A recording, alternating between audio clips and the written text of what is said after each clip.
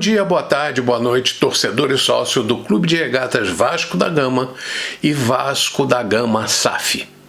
Não vou desistir de combater os ditos influenciadores digitais que querem o retorno do Vasco ao sistema anterior que destruiu o clube associativo e o colocou no colo da Sociedade Anônima do Futebol.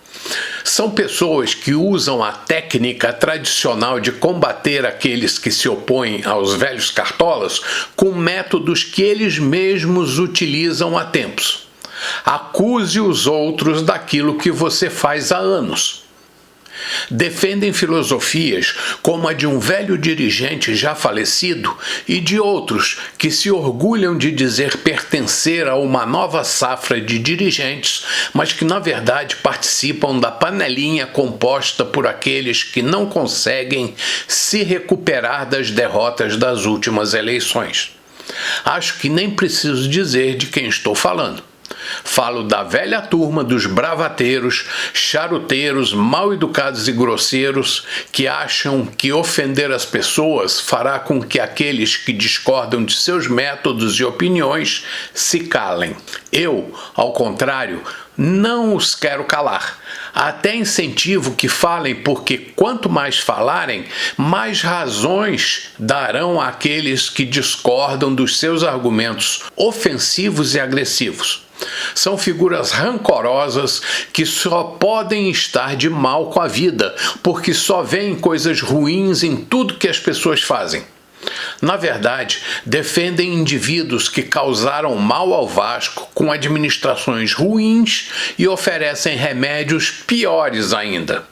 Neste vídeo, vou reforçar meu desprezo, não vingança ou raiva, apenas desprezo por quem torce sempre para que o Vasco não saia do buraco, pois se acostumaram a ele e a viver das migalhas que lhes são dadas pelos verdadeiros sugadores da história mais linda entre todos os clubes esportivos do mundo. Volto já.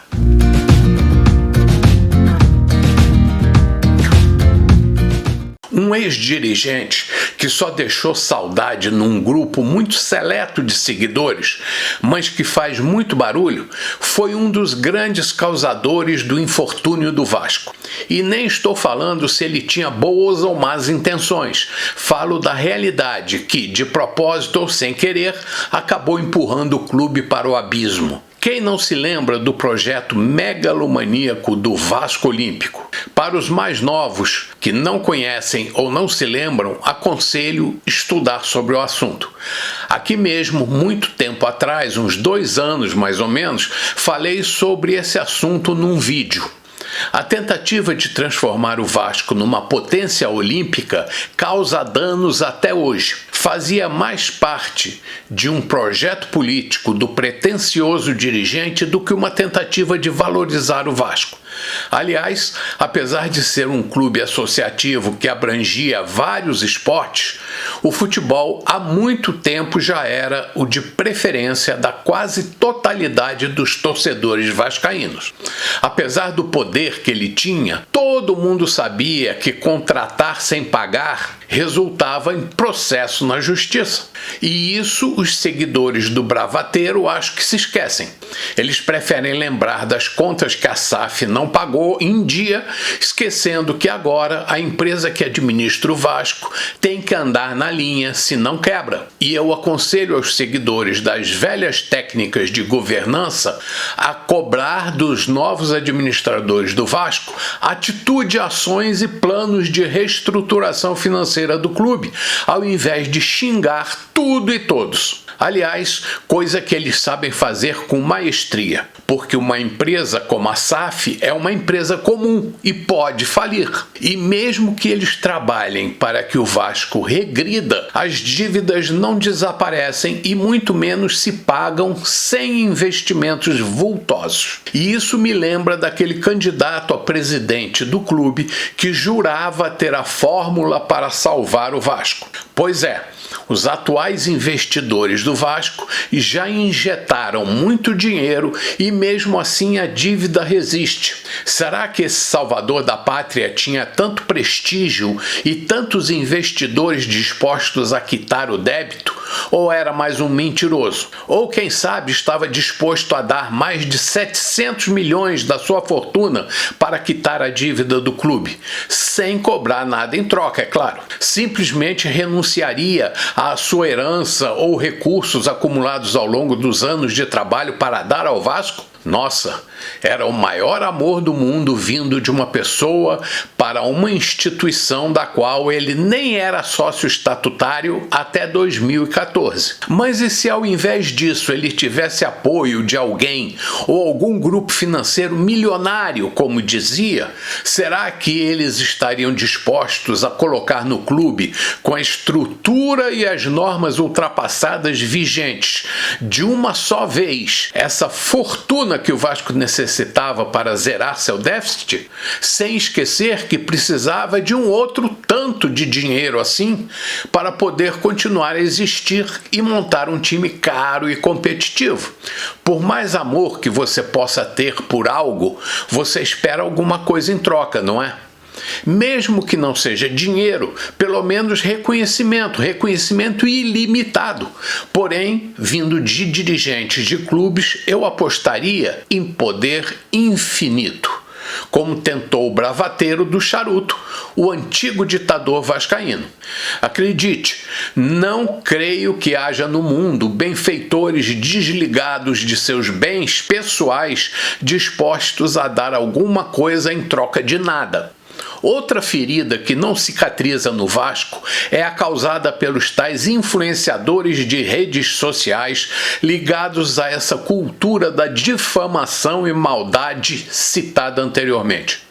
É o pessoal que gosta de xingar, ofender, inventar narrativas e tentar destruir quem é a favor da SAF ou de solução semelhante. O pior é que tem gente de todas as idades frequentando esta escola especializada em destruir reputações. Tem gente nova, gente do Rio, gente de fora do Rio, gente que se fantasia e até usa cabelo postiço, e até gente que usa suspensórios e charutos como provavelmente seu ídolo. Apesar de diferentes aparências e feições, uma coisa que têm em comum é que são grosseiros e mal educados. Recentemente tive o desprazer de cair num canal desses que o YouTube indica, sei lá por quê, que pertencia a um senhor de idade, caricato e desagradável, que discursava cuspindo ofensas dirigidas a pessoas às quais tentava destruir a reputação, chamando-os por apelidos deselegantes, talvez por medo de dizer os nomes. Normalmente são covardes.